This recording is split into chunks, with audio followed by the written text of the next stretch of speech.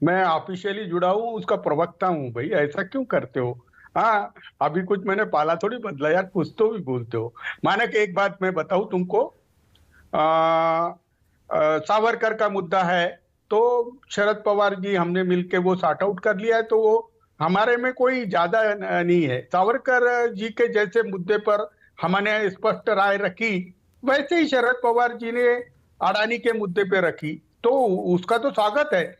लेकिन कांग्रेस की अपनी वो है। लेकिन शारजा को मैं इतना सुना, मैं बता रहा हूँ, रेगुलेटर की इरेगुलरिटी और शेल कंपनियों का व्यवहार, इसकी तो इंक्वायरी हो ही रही है ना।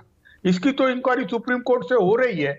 लेकिन जब बीजेपी जेपीसी मानती नहीं है, तो जेपीसी पे कितना दिमाग खराब करे। तो कर उन्होंने बोला कि, लेकिन एक बात मैं क्लियर कर रहा हूं, मैं शिवसेना की ऑफिशियल लाइन भी बताता हूं कि 24 के चुनाव के लिए हमने किसानों के इस पर, बेरोजगारी पर और देश के प्रायोरिटीज पर बात होनी चाहिए। गरीबी और सत्ता का और संपत्ति का केंद्रीकरण, इस पर भी चिंता होनी चाहिए। मोदी जी के 10 साल के कार्यकाल के अंदर उन्होंने जो कुछ भी कहा, किशोर जी, एक तो माफी चाहता हूं, पता नहीं, मुझे ध्यान नहीं था कि आप शुरुआत में अनऑफिशियली शिवसेना की तरफ से बोलते थे, लेकिन अब आप प्रवक्ता हैं, मुझे शायद अभी पता चला, उसके लिए माफी चाहता हूं। लेकिन किशोर जी, शिवसेना का स्टैंड मैं शरद पवार पर जानना चाह रहा हूं और अडानी ग्रुप पर जानना चाह रहा हूं। आपका स्टैंड क्या है? नहीं, अडानी के तो बहुत दुखी है हम। महाराष्ट्र में सरकार गिरी, तो जो भी कहता है 5,000 करोड़ जो लगे हैं, तो अडानी जी की कृपा थी। तो हम तो अडानी जी से बहुत परेशान है। अडानी जी की इंक्वायरी हो, ये भी हमारी डिमांड है। लेकिन मैं, शरद पवार जी हमारे यहाँ पर अंतिम वाक्य रहता उनका। तो शरद पवार जी ने जो कुछ भी कहा है, वो 20 भी अपोजिशन पार्टीज उसको सीरियसली कंसीडर करेंगी, क्योंकि इनोसेंट विक्टिमाइजेशन नहीं होना चाहिए, इन्हें नहीं होना चाहिए। और हम कोर इश्यूज पर ही विपक्ष एक जगह आएगा तो आएगा, मैं अभी बता रहा हूं। मतलब आपके कोर इश्यूज में अडानी का मुद्दा नहीं है ना?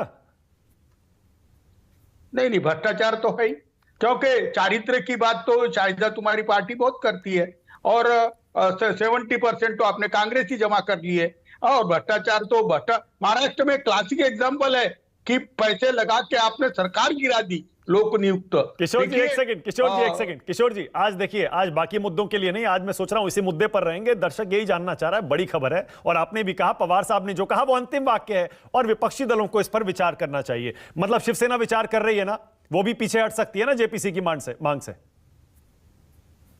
देखो, जेपीसी में कुछ निकलने वाला नहीं है, ये दिख रहा है।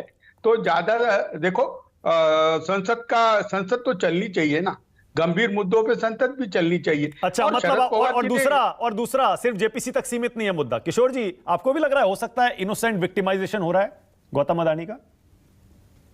नहीं, गौतम अडानी का इनोसेंट विक्टिमाइजेशन से ज्यादा गौतम अडानी का जो ग्रोथ हुआ है, और वो जो उसको प्रेम जो मिला है मोदी जी का, उस पर जो विवाद निकले हैं, तो क्यों ना प्राइम मिनिस्टर खुद सामने आके बोल देते। उन्होंने एक वाक्य भी नहीं बोला संसद के अंदर, वो तो विपक्ष को गिनते नहीं। ऐसा लग रहा है किशोर जी के शरद पवार की और शिवसेना की राय अलग है, लेकिन पवार साहब ने कह दिया तो इसीलिए आपको अपना हाथ थोड़ा सा खींचना पड़ रहा है। नहीं, हम तो अडानी के पैसे के बारे में बहुत डिटेल में मालूम पड़ने पे बहुत बुरा लगा हमें। लेकिन एक बात मैं बताता हूं कि अगर रेगुलेटर के मिसकंडक्ट की बात आ रही है, और एलआईसी और एसबीआई के को प्रेशर से पैसे देने की बात आई है, तो मैं कहता हूं कि इस पर सुप्रीम कोर्ट क्या बात लेके आता है। लेकिन हम जेपीसी के लिए फिर प्रेशर बढ़ाएंगे।